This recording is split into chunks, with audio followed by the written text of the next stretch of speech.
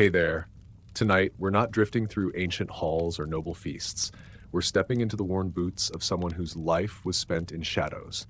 Not a hero, not a villain, just a man who walked the roads between fear and fire and listened to the whispers people were too afraid to speak aloud. This story isn't about glory, it's about ash and silence and the slow, rotting weight of a duty no one truly wanted. So if you're ready, dim your lights, and let's descend together into the world of the witch hunters. They came for him just after the harvest moon. 3 riders cloaked in oilskin, boots laced to the knee, their arrival marked only by the crows that scattered as they passed the chapel gate. No horns, no banners, just the faint stink of horse sweat and iron. They found him in the church crypt, where he'd taken to sleeping ever since the fever took Father Wulfren. He was curled in a bed of old altar cloth, a jug of watered wine at his feet, a silver cross still clutched in his hand like it meant anything anymore. Jonas of Archenfield? The tallest rider stepped forward, face hidden beneath a hood, voice dry and careful. He didn't answer. Not right away. Not until he saw the seal. A wax stamp, black as night, pressed into parchment that smelled faintly of ash and lavender. Witchfinder General's office, Northern Circuit, summons. Jonas hadn't heard those words in 4 years. 4 years since his last hunt. 4 years since the pyres at Hollowmere. He thought they'd forgotten him. He thought he'd buried that name in the smoke and screams of the past. But no one forgets a man who's burned 63 souls. The letter was brief. Orders, dates, a map to a town called Gravel. He was to arrive within 7 days, no excuses. Compensation would be as per prior scale. And there at the bottom, a line in script that made his stomach turn. This one is different, you'll see. He didn't pack much. A cloak, a pouch of dried nettle, the silver bell, the book De Maleficis, its spine cracked, its pages smudged with grease and ink and something darker. He left behind the cross and the wine. As he rode, the land grew thinner. The trees twisted like arthritic hands. The soil turned gray. Birds no longer sang, but shadows flitted between branches, quick and silent. No carts passed him. No pilgrims. Only the road and the silence and the knowledge that he had been called back not for justice, but for something worse. He reached Griville at dusk, a place forgotten even by moss. 13 homes, 1 tavern, a chapel with no roof, fields untended, and faces pale with dread watching from shuttered windows. The bailiff met him at the edge of the square, thin, twitching, lips chewed raw. "You're late," the man hissed. Jonas said nothing. The smell of smoke lingered. Not fresh, old, trapped in stone. "They've buried the last 3 girls out near the well," the bailiff continued. "No marks on the bodies, no burns," but he trailed off, eyes drifting to the chapel. But what? They were smiling. Jonas blinked. The last time he'd seen a dead girl smile, it had taken 6 men to hold her down. And the fire had cracked her jaw wide open. Greville didn't sleep. It only paused between nightmares. Jonas rose before the sun, not because he wanted to, but because the dream came again. The one where he opened his eyes and the sky was made of flame and every face in the crowd was smiling, always smiling. He pulled on his coat, wool, long, stiff with old salt and soot, and stepped into the gray hush of morning. Mist clung low to the stones, the kind that swallowed sound and blurred edges. His boots made no noise as he crossed the square. The well sat at the center, covered now, boarded and sealed with tar. Around it, wilted flowers had been placed in small, uneven piles. A shrine cobbled together from fear and guilt. Nothing blessed it. He could feel that. The chapel loomed behind it, more ruin than holy ground. The roof had collapsed years ago, and vines had overtaken the altar. A small iron bell still hung above the doorframe, black with rust. It hadn't rung since midsummer, the bailiff said. Jonas stepped inside. The air was wrong. It wasn't heavy. It was hollow, like the breath had been sucked out and never returned. The sort of stillness that made even birds avoid it. He moved carefully, fingers tracing the spines of broken pews. At the far end lay 3 shallow graves, their mounds no higher than a foot. Crude wooden markers stood at the head of each, scratched with names in a child's hand. Elsbeth, Mari, Tilda, aged 13, 11, and 14. No signs of violence, no signs of struggle, just pale, still bodies found smiling in their beds, their eyes open, their fingers clean. Jonas knelt. He pressed 2 fingers to the soil. It was cold, dry, no rot, no dampness, no scent of death, only something faintly floral. He closed his eyes and listened. Nothing. No insects, no birds, not even the shifting of earth. Just the wind outside and the soft creak of the chapel timbers leaning deeper into collapse.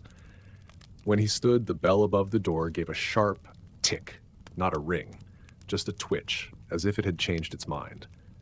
That evening, the bailiff brought him bread and a cracked mug of something that might have once been ale. She spoke to one of them, he said, without prompting. The first girl, Elsbeth? She told her mother a woman stood outside her window, said she wore a veil made of smoke, said she asked her a question. Jonas looked up. What question? The bailiff shook his head. She wouldn't say, just said it was a kind question, gentle. Then she smiled, turned over in bed, and never woke up. Jonas didn't speak. He only reached into his satchel and pulled out the silver bell. It hadn't rung in 4 years, not since the girl in Hollow Mere. Not since she screamed the name of someone Jonas never found. He set the bell beside his cot that night and slept with one hand on the hilt of his knife. He didn't dream of fire this time. He dreamed of petals, falling one by one, soft, wet, whispering as they landed. Jonas did not believe in ghosts. He believed in rot, in cruelty, in the way terror folds itself into ordinary things. A child's cough, a creaking board, a shadow that moves just a heartbeat too late. But as he stood beneath the chapel's ruined bell tower, and the bell let out a soundless sway for the second night in a row, he began to believe in patterns. The third girl, Tilda, had been found just a week before his arrival. Her mother still hadn't spoken a word. Her father had vanished the morning after her burial, leaving his boots by the well and his coat on the chapel gate. People assumed he'd thrown himself in. Jonas knew better. Men didn't take off their coats when they drowned. By the fourth morning, Jonas had a routine. He walked the perimeter of the village, not for protection, but to feel the texture of the place, the mood of the trees, the tilt of the air, the temperature of the stones. It was a hunter's rhythm, built from instinct, sharpened by memory. That's when he saw her, a figure at the edge of the tree line, motionless, pale, draped in what looked like lace or torn linen. He squinted. The mist made her shimmer like heat over a summer road. But the air was cold, bracing cold, and she was barefoot. He moved toward her. She did not move back, nor forward, only stood. He was nearly 20 paces out when she lifted her hand, not a wave, a finger raised slowly to her lips. Silence. Then she turned, vanished behind the bark of a twisted elm. Jonas reached it seconds later and found nothing. No tracks, no broken brambles, only a pressed circle in the moss, damp and warm. That night, he questioned the mother of Mari, the second girl. She was gaunt now, wrapped in blankets even as the hearth roared. She saw her too, the woman rasped. Said she looked kind, like a nun, but softer, like someone who'd waited. Waited for what? Jonas asked. The woman's lips trembled. For someone to say yes.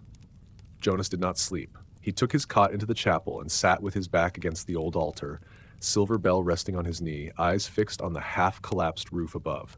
At the hour between night and morning, when the world feels thinner, he heard a sound like cloth dragging across stone.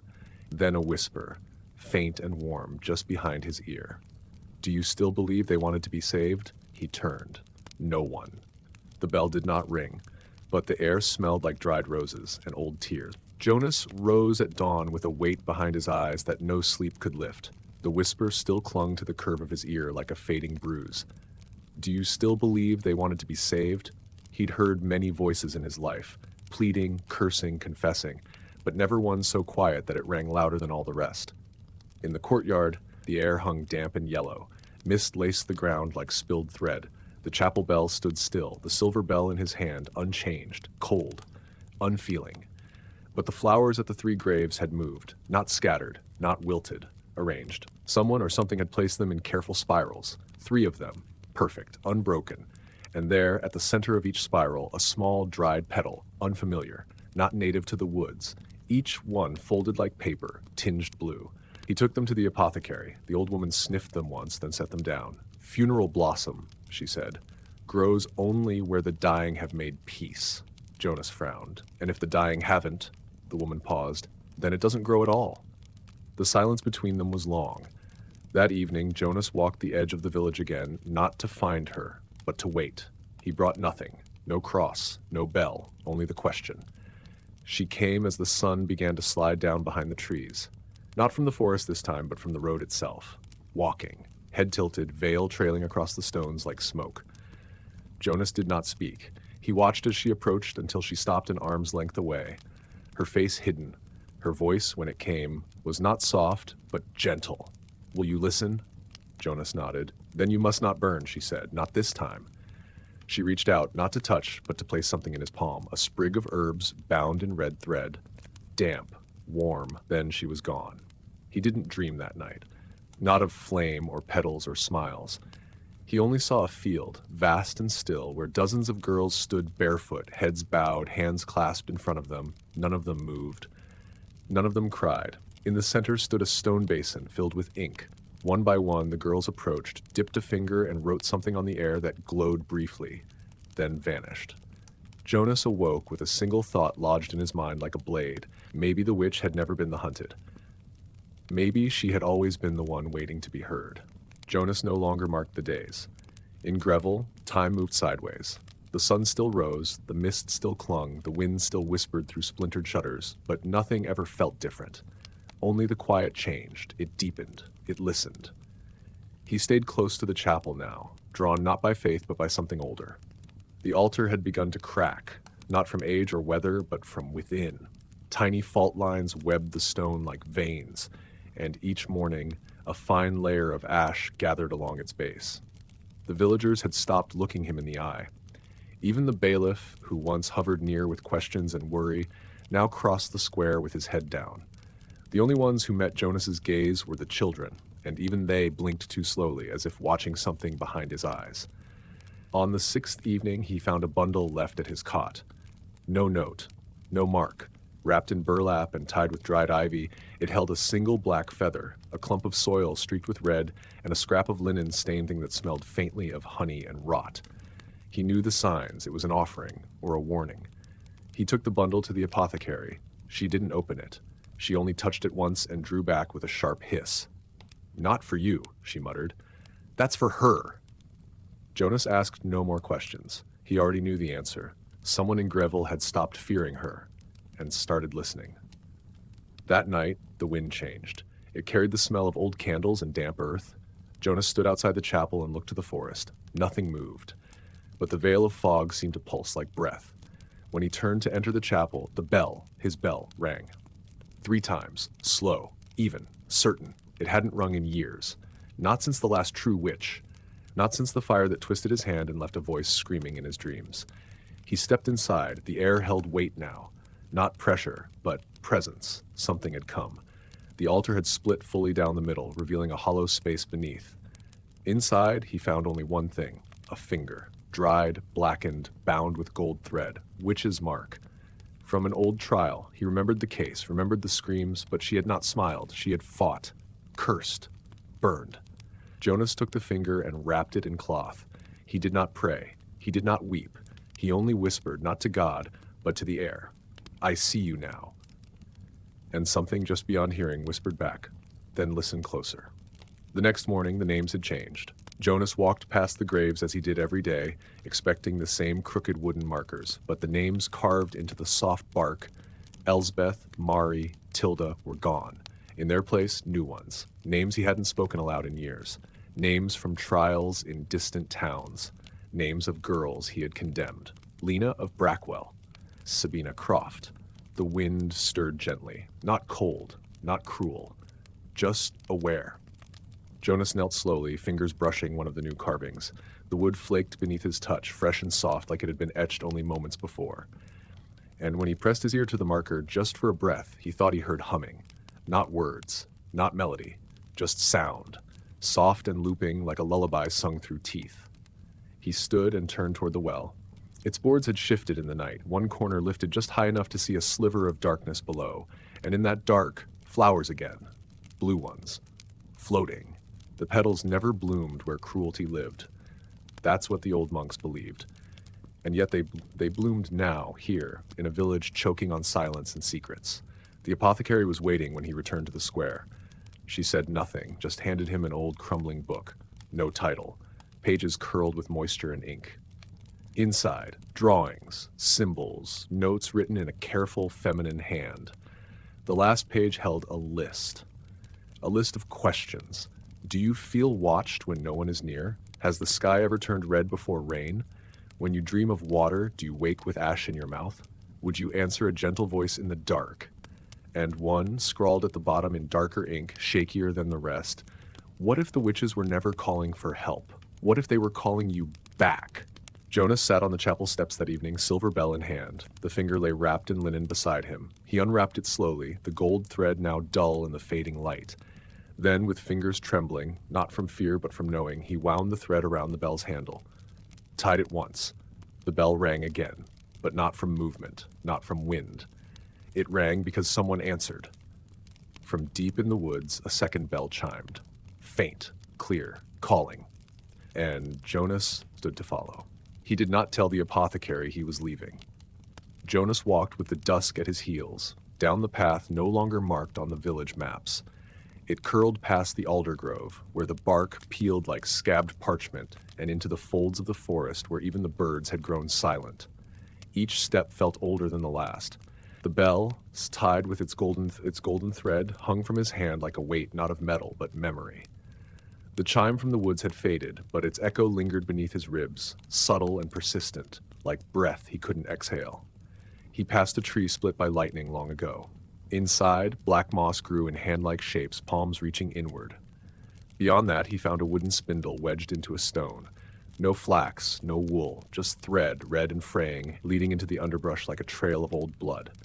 He did not follow it. Instead, the path bent downhill into a hollow that held no birdsong. The air shifted here, cooler, still, wrapped in a scent like burnt herbs and iron. Jonas slowed, then stopped. There was a cottage, low, wide, and sagging under the weight of ivy and years. Smoke trickled faintly from the chimney.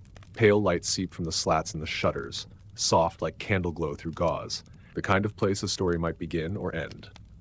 But no one had lived here in decades. He remembered the old stories. A hedge witch, nameless now, had been dragged from this house one frost-heavy night by men who would not speak her name aloud. He had not been one of them, but he had heard her scream. Jonas stepped closer. The door stood slightly open. A bell hung from a hook above it, identical to his own. Its thread, too, was golden, but brighter. Untarnished. Jonas pushed the door gently. It groaned open. The cottage was empty. No furniture, no hearth, no warmth, only the scent of dried flowers and tallow. And on the floor, scratched deep into the wood, a circle of runes. Not protective, those he knew, but welcoming, beckoning. A voice whispered, not from within, but from the corners of his thoughts. Sit, he did. Inside the circle, the silence was different. Not hollow, but full. Heavy, like the world outside the lines no longer mattered. Then, without ceremony or sound, the second bell rang again, but this time it rang from his own hand. No breeze, no tremor, yet it sang, softly, a threadbare note that felt old and kind and terrible. And in its wake he saw them. Just shapes at first. In the corners of the cottage, shadows began to gather, not cast by light, but pulled from the very walls. They did not speak, did not move, but they watched, not with malice, but with recognition. The names returned to him like breath drawn in a dream. Lena, Agnes, Sabina. Each one had knelt before him once, pleaded, burned. Now they stood not as women or spirits, but as echoes of judgment, the kind only silence could hold. Jonas bowed his head. He did not ask forgiveness. He did not cry. He simply waited as the circle grew colder and the thread around the bell turned to ash. And when he looked up, the shadows had drawn closer, not to harm, but to lead him deeper. They did not beckon with hands or speak with voices. The shadows moved the way water might move, bending and sliding around the room's corners, dissolving in one breath and returning the next, thicker, heavier, more certain. And Jonas, his breath shallow, followed not with his feet, but with his heart. He rose from the circle slowly. Something in his knees ached, not from age, but from old guilt that had settled in the joints like stone in water. The bell no longer hung from his fingers. It had vanished, or perhaps it had never been there at all. The door behind him was gone. In its place, a hallway stretched, not built of timber or stone, but of shifting gray fog. The walls were soft, undefined, but held firm against his presence, gently pushing him forward. There was no wind, only the cold and the ever-thickening smell of damp earth and spent firewood. As he walked, voices rose, not loud, not accusatory, but murmured, like prayers or secrets, whispered by the dead and carried on breathless air. He began to see faces in the mist. First one, a girl, maybe 16, her hair braided tight with red thread, eyes hollow from nights in the village stocks. Her name was Bethany. He remembered her tears when the mark was found on her foot, a birthmark shaped like a crescent moon. He'd said nothing when the elders called for her arrest. He had only written it in the book. Another figure, an old man, stooped and blind in one eye. Father Johann, who had spoken against the hunts and whose bones now lay beneath the chapel garden, marked only by weeds. Each face lingered a moment, then faded. None cursed him. None turned away. They simply watched. That was worse. Eventually, the hallway opened into another space. It was a clearing, but not of earth or sky. The ground was soft, like sodden wool, and above him stretched not a ceiling, but a canopy of black trees. Roots above, branches below, twisted upside down. Hanging from their tendrils were small white cloths, fluttering gently, though there was no breeze. He stepped beneath them. On each cloth, names had been written in a child's scrawl. Some he recognized, others he did not. But he knew what they meant. They were not names of the witches. They were names of those who had spoken, who had pointed, who had turned away, his name among them. One scrap fluttered loose and fell into his hand. The ink bled, dark and rust-colored. Jonas of Penmere. A small circle had been drawn beneath it. Inside the circle, a bell split down the center. Then came the girl. She stood barefoot at the far edge of the clearing, her hair tangled with ash and rosemary. Her dress was the color of soot, but her skin was pale as snowmelt. She did not speak. She did not need to. He remembered her, though they had never met. Her name was not one he had written, but she was one of them. She walked toward him, the cloths parting as she passed until she stood an arm's length away. Her eyes held a sadness that did not belong to a child. And then she raised her hand. In her palm sat a spindle, old and smoothed by time, wound tightly with a red thread. Jonas reached for it. His fingers closed over the wood. It felt warm. The girl stepped back, and as she did, the fog returned. This time, it did not guide him forward. It swallowed him whole. The cloths vanished, the trees folded away, the clearing became mist. And in the distance, somewhere beyond the gray, he heard a door open.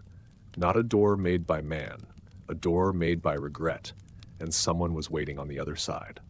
The bell was cold in his palm.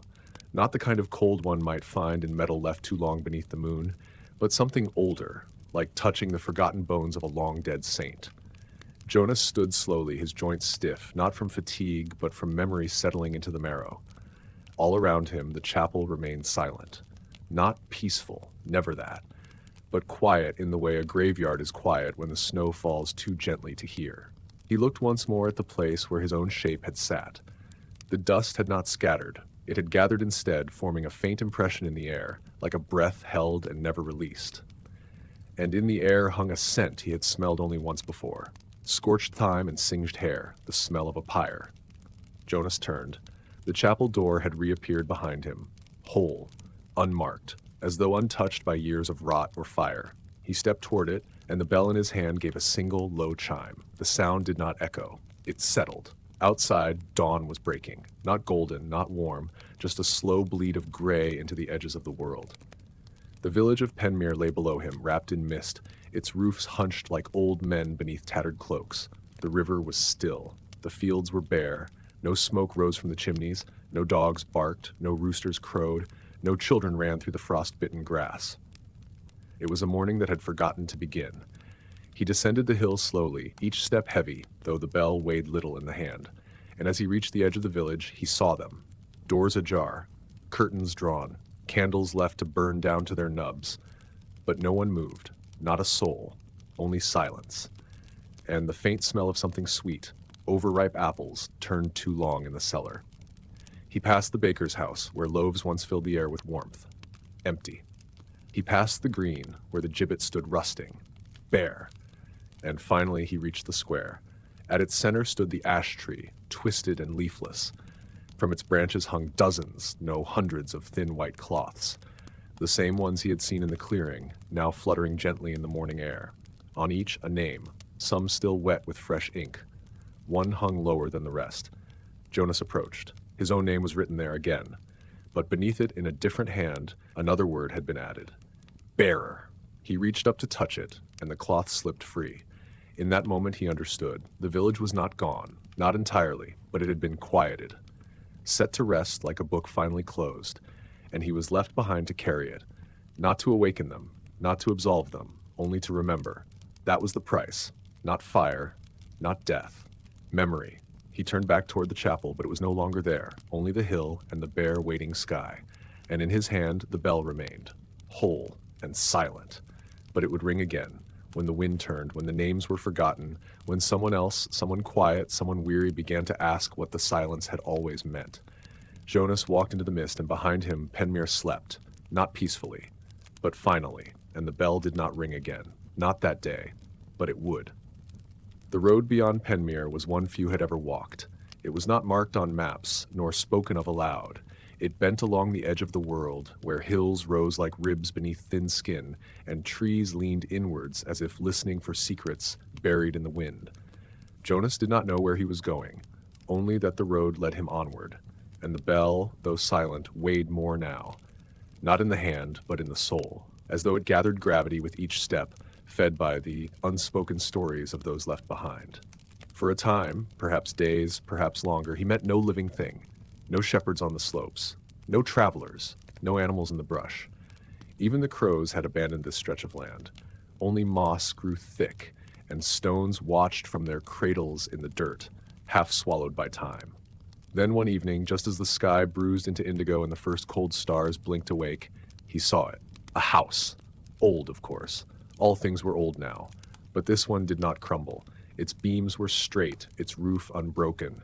Smoke curled gently from the chimney, and its door stood open, just a crack, as though expecting him. It sat in a hollow between two hills, surrounded by a garden gone to wildness. Nettles thick and gleaming, moonwort curling along the path, and lavender, black with frost still clinging to scent. Jonas stood before the threshold. He did not knock. He entered. The warmth hit him first, not heat, but something older. Like standing in a room once filled with laughter, long since silenced, yet somehow still echoing. The air tasted of honey and dried rosemary. Candles burned in the corners, but their flames did not flicker. He stepped deeper. The room was small, a hearth unlit.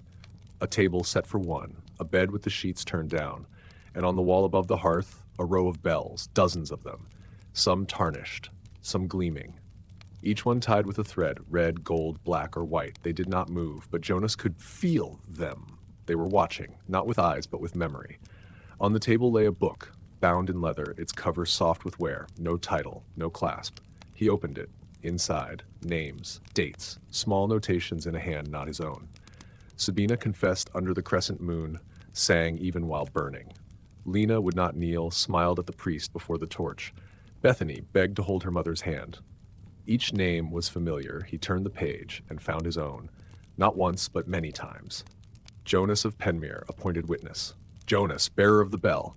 Jonas, remembered by none, forgotten by few. He looked up. The bells above the hearth remained still, and then for the first time he heard a sound that did not come from memory. Footsteps, from the hallway beyond the hearth, slow and bare, brushing the wooden floor like whispers dragged from a dream. He did not rise. He waited, and into the room stepped a woman. Her face was neither young nor old, her eyes gray as river stone, her dress simple, the hem damp with dew. In her hand, a spindle, the thread wound tight and still red. She did not speak. She simply reached out and offered him the thread. He took it, wound it carefully into the bell he carried, and for a moment the weight lifted. The house sighed, and the candles flickered. She smiled then, not kindly, not cruelly, but knowingly. Then turned and vanished through the same door from which she had come. Jonas looked once more at the book. There were more pages, still blank, waiting. He set the bell beside it and picked up the pen. The pen was made of bone, polished smooth, pale as milk. It held no nib, yet it did not bleed when pressed to parchment. Instead, the ink rose up through it as though drawn from the weight of memory itself, black, thick, slow. Jonas turned the page and began to write, not as a confession, not as an absolution, but as a witness. The fire in the hearth stirred, though no hand had touched it. A low flame bloomed, casting long, tired shadows across the floor. The warmth returned, but it brought no comfort, only clarity. He wrote of Agnes, whose voice never broke as the cords were tightened. Of the children who watched from behind fences, learning the shape of fear before they knew how to spell it. Of the priests who looked away, and the women who wept alone, and the men who lit torches with hands that trembled only after. He did not spare himself. Each time he wrote his name, the bell on the mantel shivered. Not loudly, just a tremble, like breath caught in a cold room. When the final page was filled, he set the pen down and waited. The candlelight dimmed. The air grew still again. And then, from somewhere deep within the house, another sound. Familiar. A chime, not from the bell he carried, but from the bells on the wall. One of them, a small silver thing with a gold thread, began to ring, softly. Then another joined it, then another, until the room filled with a delicate symphony. Not joyous, but reverent. And through the veil of sound, Jonas understood what the house was. It was not a refuge. It was a record, a place for those who remembered so the rest of the world could forget. Each bell a name, each thread a story, and each bearer a burden passed on when it grew too heavy to hold.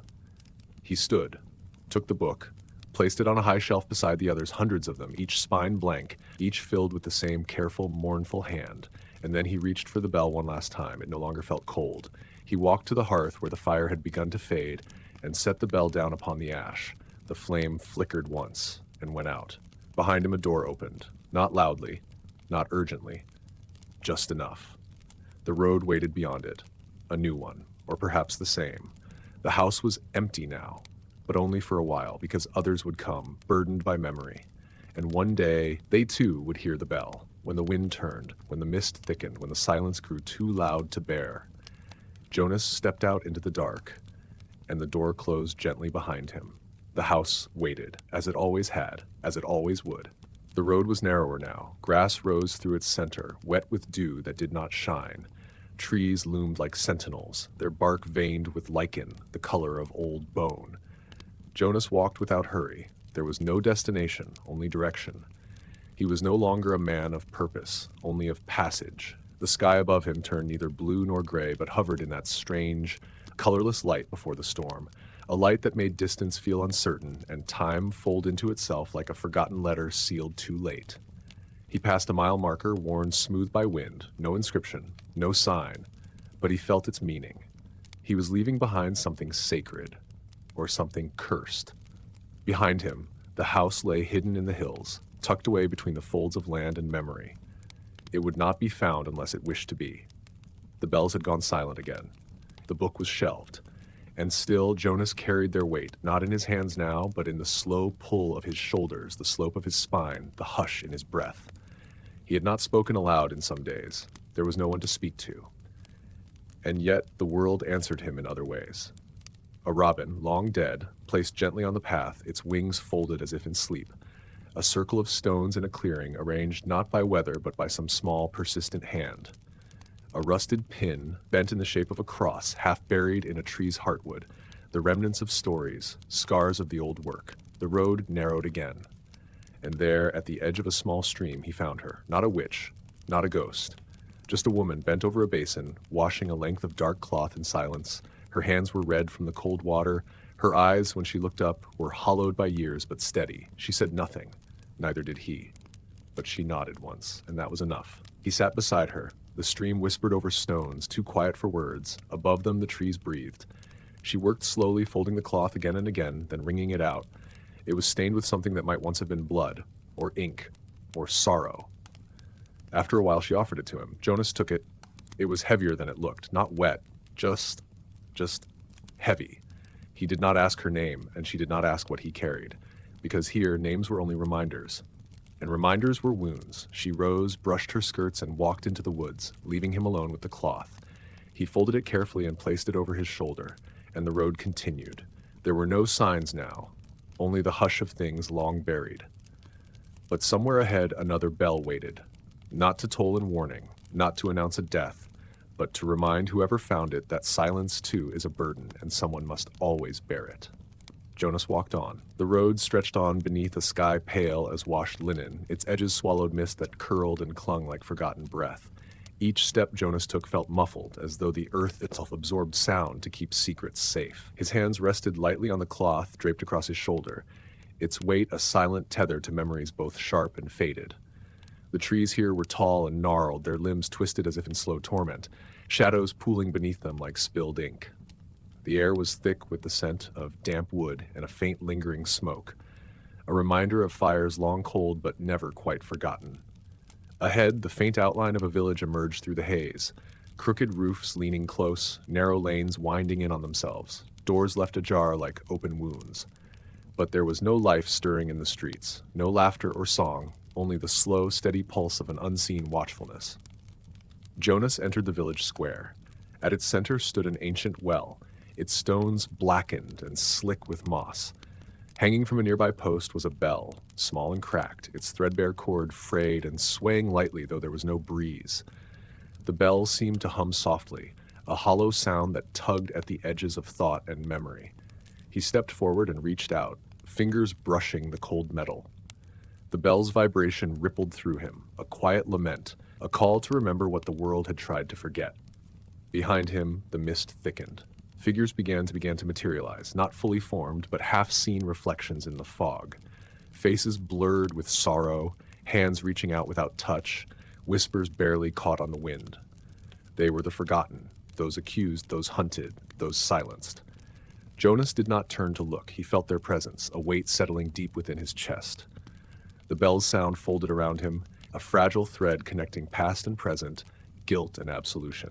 He lifted the bell and let it chime once. The sound hung in the still air, trembling like a fragile breath, and somewhere beyond the veil of mist, a new thread began to unravel.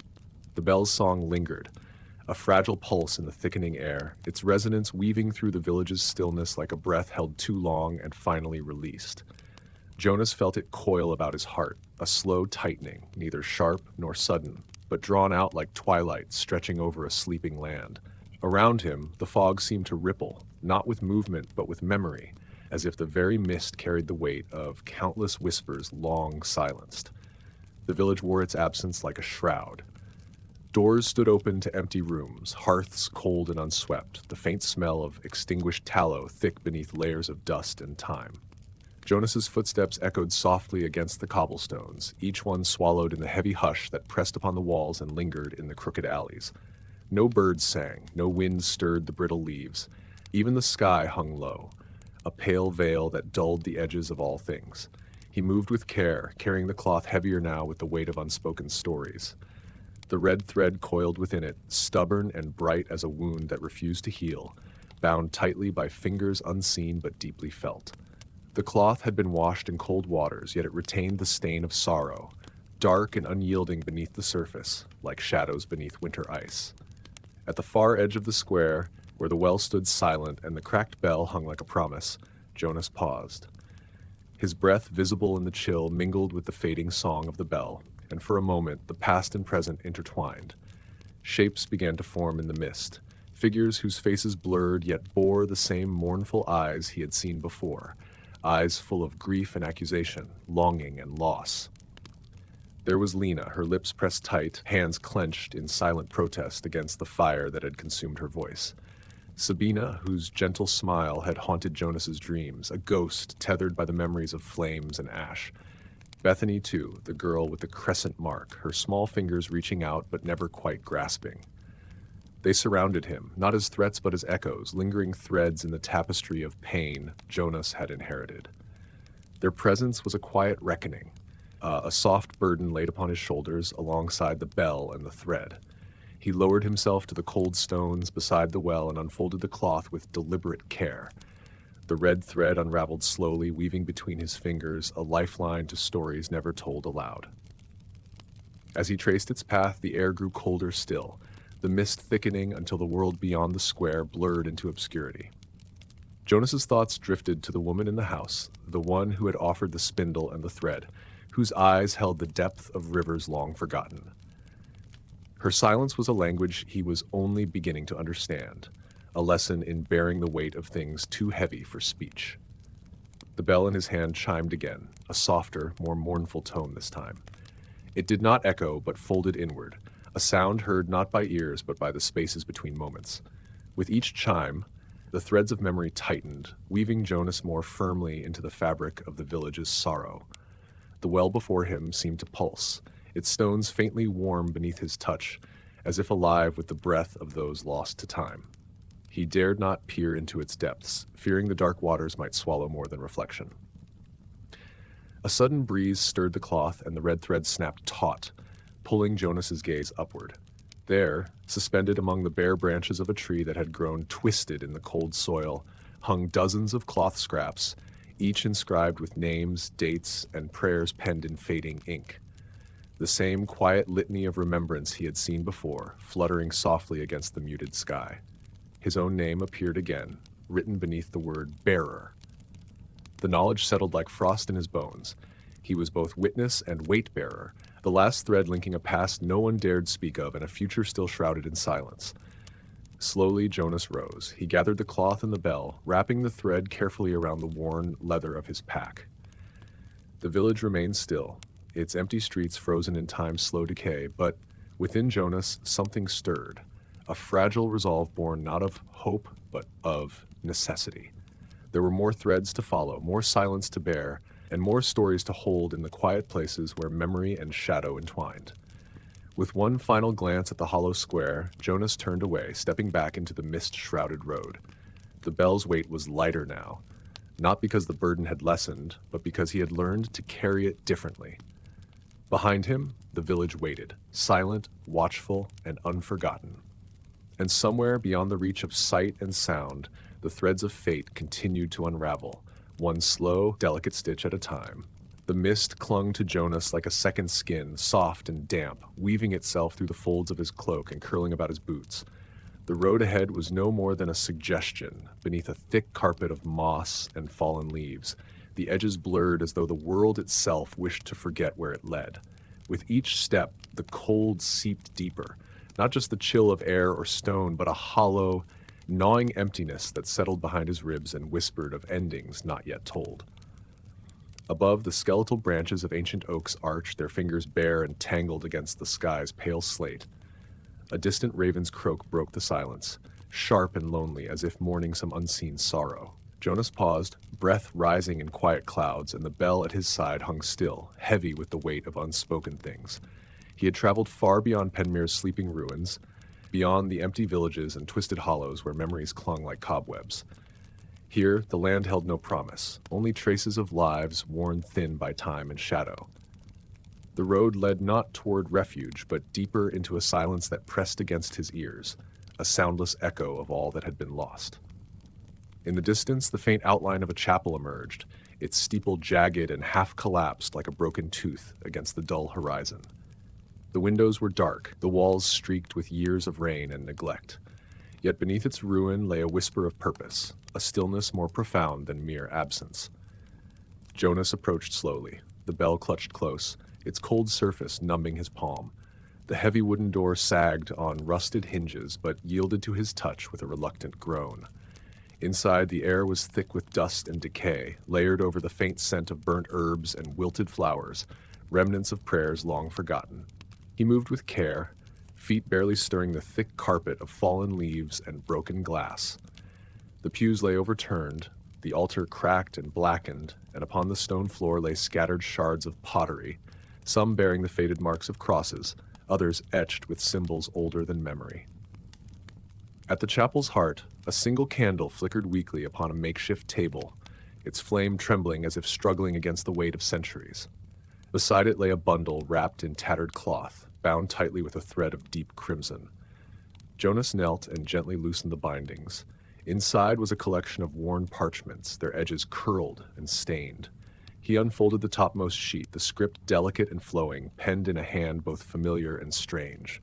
The words told of women and men taken not by fire but by fear, condemned by whispers and suspicion, of lives shattered quietly beneath the watchful eyes of those who sought control, in a world slipping beyond their grasp, of rituals performed in shadows, prayers murmured over graves, and the delicate balance between justice and cruelty fraying with each passing season. As he read, the candle's flame steadied, casting long, wavering shadows that seemed to dance upon the walls like spirits summoned from the past. The bell in his hand chimed softly, a single, mournful note that echoed through the hollow chapel and out into the gathering dusk.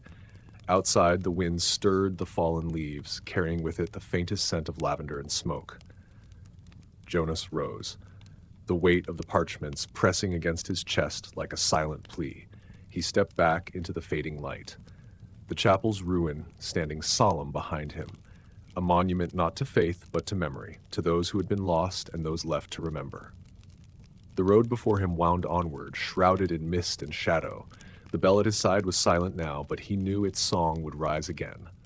When the wind turned, when the threads began to unravel once more, and when someone at last was ready to listen. Jonas walked beneath the heavy boughs where shadows hung like morning veils, each step slow and deliberate, as if the earth beneath him might shatter with a sudden cry. The path twisted through a forest that seemed to breathe in low, sorrowful sighs, its silence punctuated only by the faint rustle of dead leaves brushing against one another like whispered warnings. The cloth, now folded and tucked beneath his cloak, pressed against his side, a weight both tangible and unseen.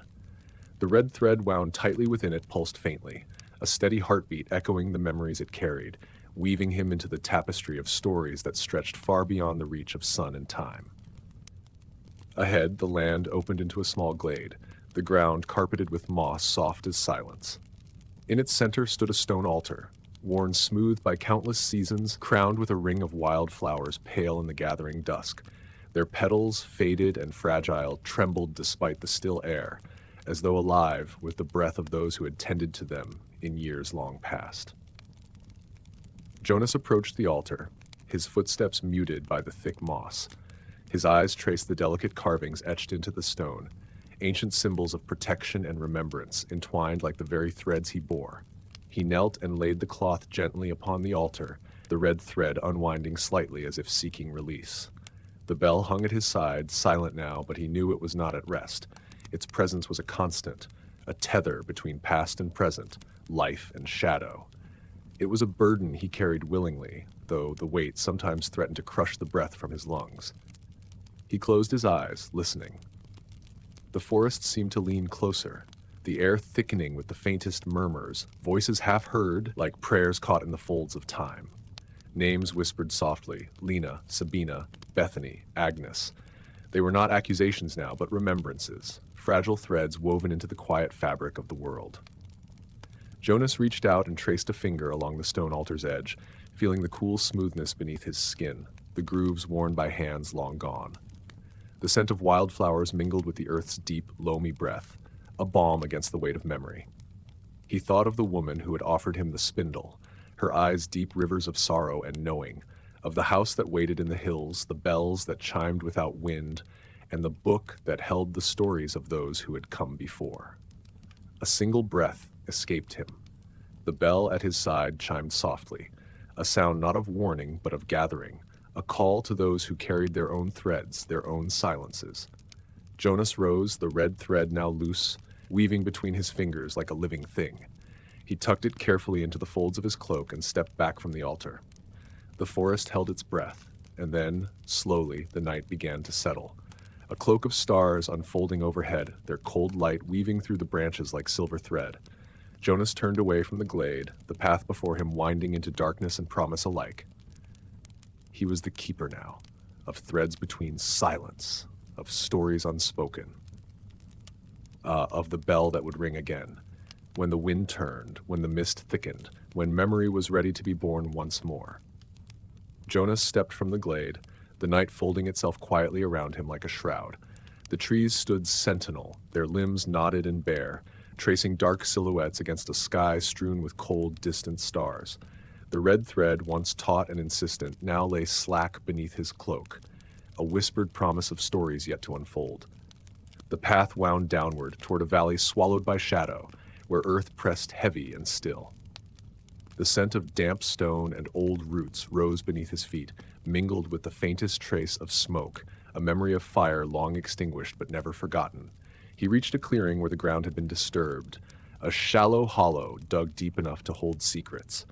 At its center lay a circle of stones, rough and ancient, their surfaces worn by countless seasons. The air here was thick with silence, the kind that presses close and listens. Jonas knelt, drawing the cloth from beneath his cloak. The red thread unraveled like slow blood, weaving between his fingers as he laid it carefully across the stones. The bell hung heavy at his side, silent now but pulsing with an unseen life, a heartbeat in the quiet. He closed his eyes, letting the weight of the place settle over him. the weight of absence, of things lost and names forgotten. The memories pressed close, Lena's steady gaze as flames licked her skin, Sabina's soft lullabies sung beneath a cold, uncaring moon, Bethany's small hands reaching for warmth that never came. The air shifted, a faint breath, a whisper stirring in the darkness. Jonas felt the thread pull gently, a delicate tug like a mother's touch or a prayer whispered in the dark. He traced the line with trembling fingers, following its path through the circle, through the stones, through the earth itself. Beneath the quiet earth, the stories waited, waiting for the bell to ring again, waiting for the wind to carry their names beyond the silence, waiting for someone to remember. He rose slowly, the night pressing in around him, heavy and endless. The path back stretched long and winding, but he carried the weight lightly now, not because it was less, but because he had learned to hold it with grace. The bell, the thread, the stories, they were his charge. And as the stars watched silently overhead, Jonas walked into the dark, the quiet earth beneath his feet, and the long unthreading still unfolding. The night deepened around Jonas like a thick cloak, stitched with 1,000 distant stars that glimmered coldly in the ink-black sky. The forest pressed close, branches weaving a lattice of shadow above, and the soft rustle of dead leaves whispered beneath his feet. Each step was measured, deliberate, as if the very earth might tremble beneath the weight of unspoken histories. The bell, silent now, hung heavy at his side. Its metal was cool against his palm, a touchstone to all that had been and all that must be born. The road before him narrowed further, curling into a narrow hollow nestled between two ancient oaks, their gnarled trunks entwined like fingers locked in silent embrace.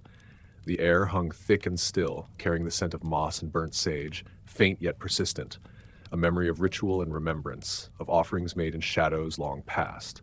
Jonas paused at the threshold of the hollow, sensing that here the veil between worlds thinned to nearly nothing. The silence was not absence but presence, a quiet reckoning that awaited the bearing of truths too fragile to speak aloud. The cloth with the red thread, carefully folded beneath his cloak, was a heavy weight upon his heart, a tether to names and faces folded away in the creases of time. He knelt upon the soft earth, hands trembling slightly as he laid the cloth atop a bed of fallen leaves. The thread unraveled slowly, like blood seeping from an old wound, trailing across the ground in a path of remembrance. The bell at his side gave a faint, almost imperceptible shiver, as though stirred by the touch of sorrow itself. From the depths of the woods came a faint sound, a whisper borne on the breath of the night wind, a chorus of voices lost between the living and the dead. Names: Lena, Sabina, Bethany, Agnes. Not as accusations nor curses, but as soft invocations, fragile prayers woven between shadow and memory. Jonas closed his eyes and listened, the stories unspooled in the quiet corners of his mind, each one a thread in the fabric of a past steeped in fear and suffering. He saw the faces of those who had been condemned, not as monsters, but as victims of a world quick to silence what it did not understand. He thought of the woman with eyes like river stone, who had offered him the spindle, the thread, the burden. Her silence was a language he was only beginning to learn, one of bearing without breaking, of carrying the weight so others might be spared. A breath, slow and steady, escaped him. The night held its breath in return. The bell chimed once, a soft, mournful note that trembled through the stillness like a fragile heartbeat. The sound folded inward, touching places beyond hearing, places where memory and sorrow entwined. Jonas rose, the red thread now a loose coil in his hands, the cloth a silent testament to all that must be remembered. The hollow seemed to exhale around him, a breath of release and burden intertwined. He wrapped the thread carefully into the folds of his cloak and took the bell in both hands. Its cold surface was steady, grounding. The road behind him stretched empty, swallowed by shadow and mist. Ahead, the forest watched in quiet vigilance, the night weaving a tapestry of darkness and light. Jonas stepped forward, a keeper of threads, a bearer of silences, moving slowly through the long, unending night. And somewhere beyond the reach of sight and sound, the bell would ring again. When the wind turned, when the mist thickened, when memory was ready to be heard once more. Jonas moved through the woods like a shadow borne on slow, deliberate breath. The trees leaned inwards, their limbs knotted and bare against the shrouded sky, weaving dark silhouettes that seemed to whisper forgotten names. The bell hung heavy at his side, its cold metal a solemn reminder of the burden he carried, not one of flesh and bone, but of memory, silence, and the long shadows cast by fear. The path beneath his feet was soft with moss and fallen leaves, muffling the sound of his passage. No creatures stirred, no wind broke the stillness. Only the faint scent of earth and ash lingered in the air, a quiet echo of fires extinguished, of lives consumed not by flame but by whispered accusation. Ahead, the land opened into a small valley, a hollow carved by time and sorrow. The air here was dense, heavy with the weight of things unsaid, and the faintest murmur of voices brushed against Jonas's ears, fragments of prayers, laments, and names that refused to be forgotten. In the center of the valley stood a circle of stones, ancient and worn, each marked with carvings faded by the slow decay of seasons. The stones bore witness to countless stories, silent sentinels to grief and endurance alike. Jonas approached the circle, the bell's weight settling deeper into his palm, its silence filled with meaning. He knelt beside the stones and unfolded the cloth beneath his cloak, the red thread unspooling slowly, a river of remembrance winding across the mossy earth. His fingers traced its path, each loop and coil a tether to those who had been lost to fear and time. The voices grew clearer, a chorus of sorrows woven from the lives that had been silenced, Lena's steady gaze unbowed even as the noose tightened. Sabina's lullabies sung beneath a cruel moon. Bethany's small hands reaching out in the dark, Agnes's quiet strength as flames licked her skin. Jonas closed his eyes and breathed deeply, feeling the weight of their stories settle into his bones. The bell at his side stirred, a faint vibration pulsing through the cold metal, a soft, mournful chime that echoed through the hollow and beyond. The sound folded inward, touching places beyond hearing, places where memory and sorrow entwined and lingered like a fragile thread holding the world together. He rose slowly, the red thread coiled carefully in his hands, the cloth a silent testament to the burden he bore. The valley seemed to exhale around him, a breath of release and waiting. The road behind him vanished into shadow and mist, the path ahead winding into the unknown. Jonas stepped forward, a keeper of stories, a bearer of silences, moving slowly through the endless night, and somewhere, far beyond sight and sound, the bell would ring again. When the wind shifted, when the mist deepened, when memory was ready to awaken once more, the weight of remembering was his to carry, and he would carry it, quietly, patiently, until the end of all things. The night lay thick and unyielding as Jonas pressed onward, the forest folding around him like a secret too vast to share. Each breath came slow, heavy with cold, as if the very air was laden with the weight of countless unspoken tales. The bell rested against his hip, its metal skin cool and unchanging, yet beneath that stillness lurked a restless pulse, an echo of lives intertwined with pain and remembrance. The red thread, wrapped carefully within his cloak, seemed to pulse faintly as if alive, tethering him to memories stretched thin across centuries. His fingers brushed the fabric now and again, seeking reassurance in its stubborn warmth. It was a bond forged not by choice, but by necessity, an unspoken covenant between bearer and burden. The path wove deeper into shadow, twisting beneath ancient boughs whose branches reached like fingers yearning for release. The ground beneath his boots was soft with moss and the decay of leaves, muffling the steps of a man burdened by stories not his own, yet bound irrevocably to his soul. No song of birds, no scurry of creatures disturbed the silence, only the faint rustle of wind tangled with the murmur of forgotten prayers. Ahead, faint lights flickered like distant stars caught in the gloom, a hamlet lost to time, its outlines fragile and blurred. Roofs sagged under the weight of years, windows stared vacant like hollow eyes. Doors hung ajar, creaking softly in the breathless air, as if inviting Jonas to cross a threshold not meant for the living. He entered quietly, the bell's weight steady in his palm.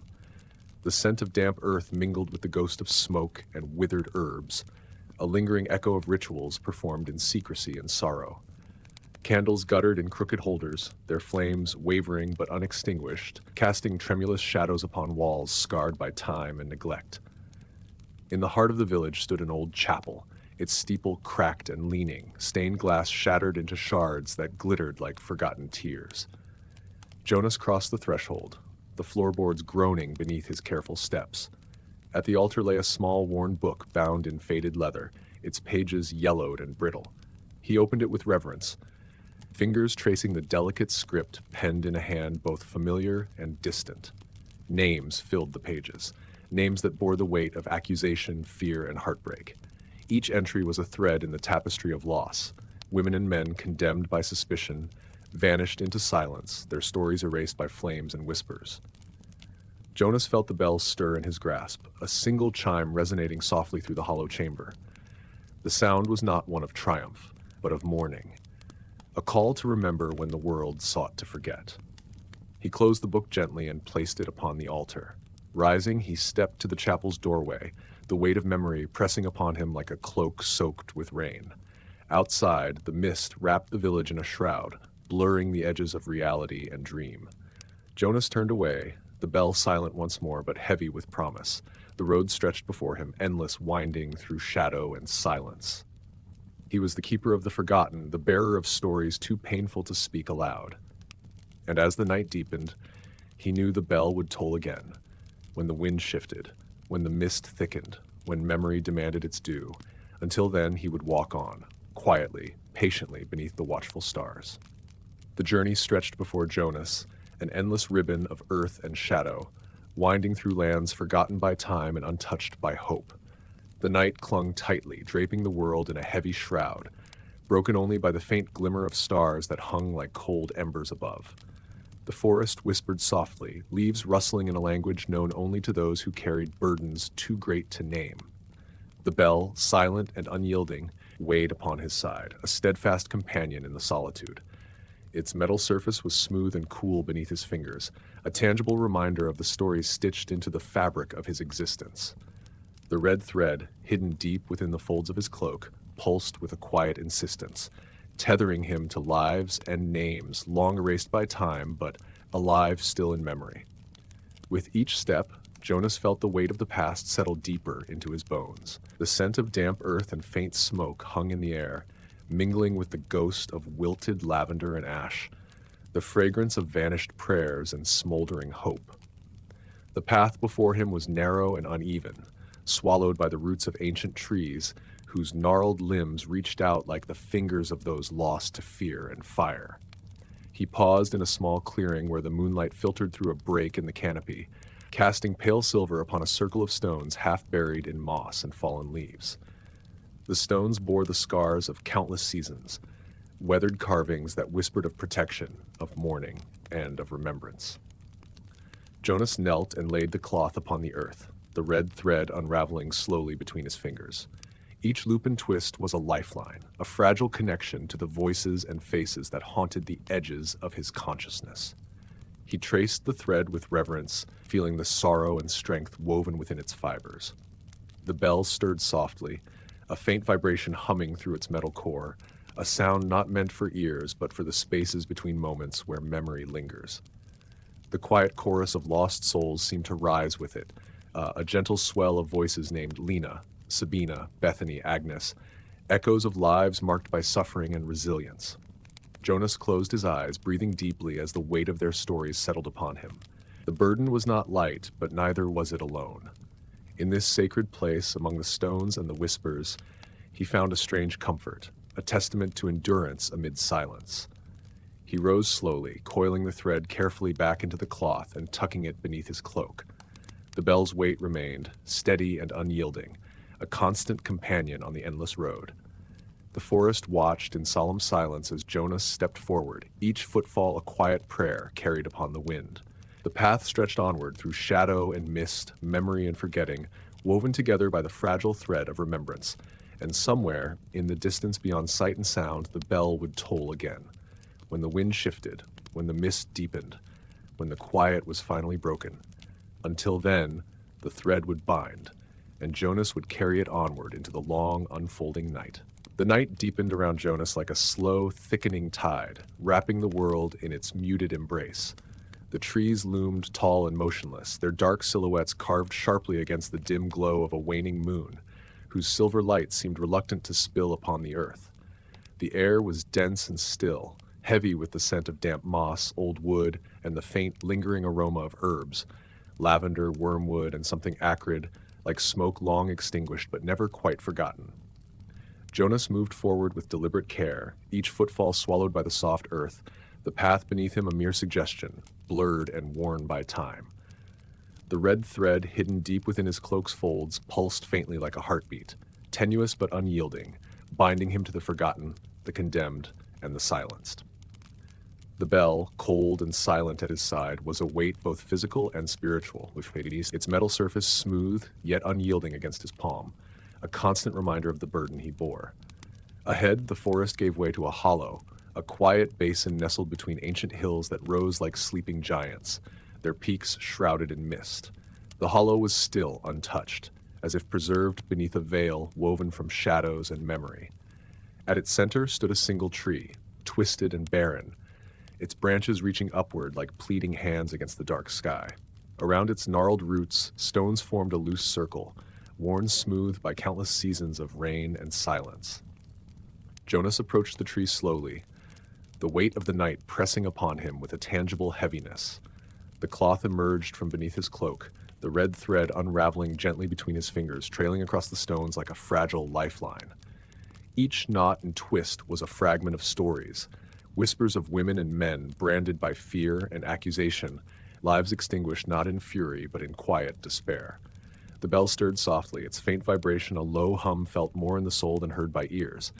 The hollow seemed to breathe in response, a slow, heavy inhalation that carried the faintest echoes of voices, names carried on the wind like fragile prayers: Lena, Sabina, Bethany, Agnes. They were no longer curses or accusations, but invocations, a fragile chorus of remembrance woven through the dark.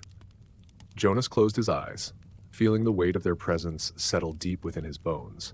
The thread pulsed steadily, a slow, steady rhythm echoing the beat of a heart too weary to speak, yet too alive to be forgotten.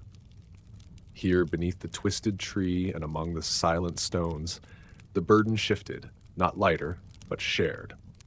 He knelt and laid the cloth carefully upon the earth, the thread tracing delicate patterns across moss and stone. The bell chimed once, a soft, mournful note that resonated through the hollow, folding inward like a breath held long and finally released. The sound did not echo, it settled, a quiet presence woven into the stillness. A breeze stirred suddenly, carrying with it the scent of rain and the faintest trace of lavender and ash. The hollow seemed to exhale, a slow release of sorrow and waiting, a breath drawn between worlds. Jonas felt the thread tug gently, as if alive, a living thread connecting past and present, memory and silence. He rose slowly, coiling the thread back into the cloth and tucking it beneath his cloak. The bell's weight was steady now, a constant in the long unfolding night. The path beyond the hollow stretched into darkness and mist, uncertain and endless. Jonas stepped forward, the night folding quietly around him, a keeper of threads, a bearer of silences. Somewhere far beyond the reach of sight and sound, the bell would toll again, when the wind shifted, when the mist thickened, when memory stirred once more from its quiet sleep. Until then, he would walk on, alone, patient and unbroken, carrying the weight of remembering through the long, unyielding dark. Jonas walked through a thinning wood where the trees no longer pressed so tightly, and the ground felt dry beneath his boots for the first time in many days.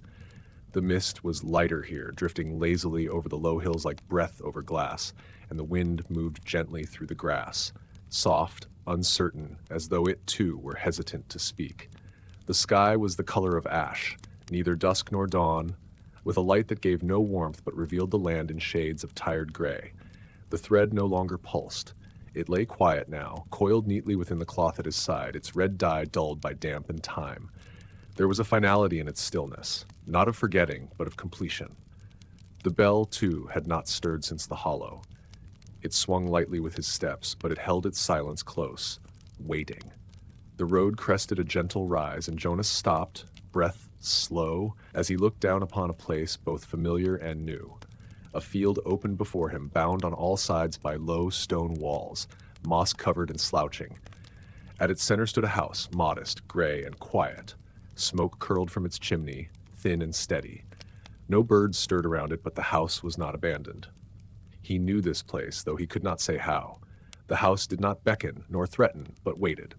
Jonas crossed the field slowly. The wind tugged lightly at his cloak as if to slow him, but he kept on. When he reached the door, he did not knock.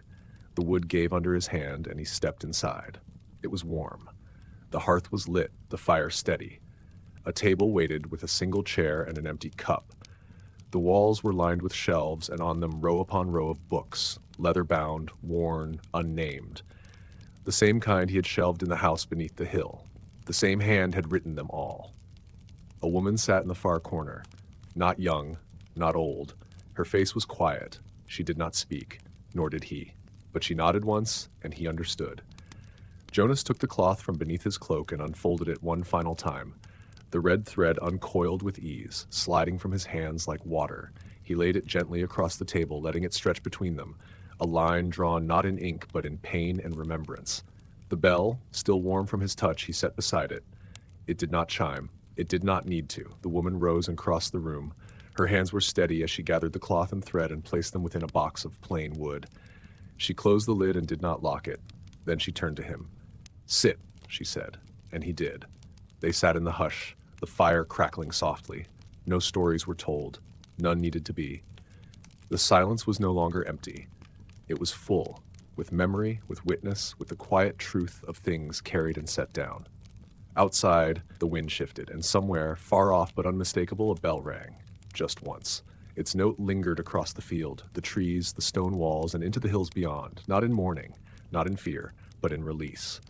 Jonas closed his eyes. He was not a hunter now, not a bearer, not a judge. He was only a man who had remembered when no one else would. And now, at last, the remembering was done.